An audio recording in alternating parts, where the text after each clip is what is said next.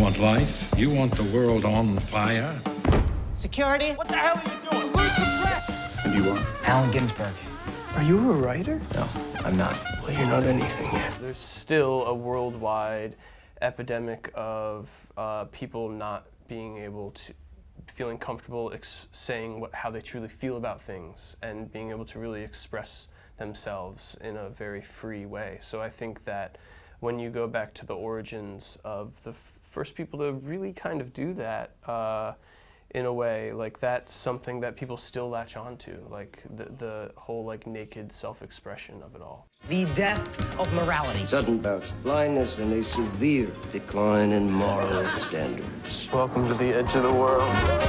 My English teacher used to say to me, there's two types of poets. There are people who write poetically about their lives, and there are people who live poetically and write about it. And I think the Beats did that. There was this kind of abandon and this wildness and this refusal to accept the traditions of what's gone before that you kind of find in lots of countercultural movements. Sort of, you know, punk is the one that I think of in the 70s in England.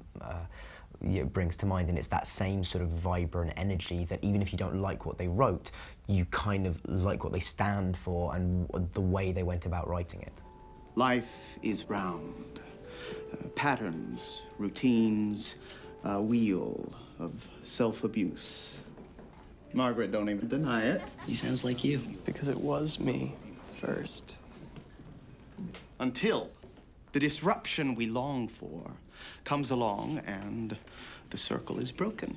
He used to be my guardian angel, but he said I was too much work. Take this unbloomed stalwart.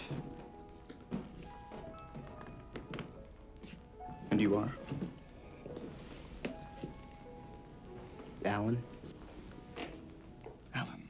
In terms of Allen, if you read his diaries, there is this big gap between his inner life and his sort of mental life, which is very rich, and you know, he has complete confidence in himself as an intellect, and socially he has sort of very little confidence, is quite reserved and kind of awkward and shy by all accounts.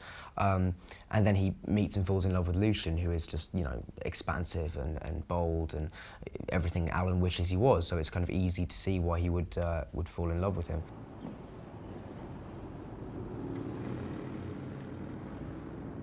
Where are you going? You know me now. I'm only good at beginnings. You're dropping out?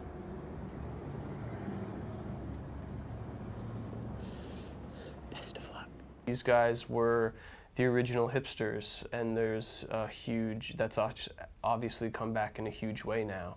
Like where I live in Williamsburg, Brooklyn, I can't walk down the street without passing at least 5 people that are dressed exactly like Jack Kerouac. So it's not only their poetry that has persisted, but it's you know, their style and what they stood for and their lifestyle and all that stuff I still think is extremely relevant.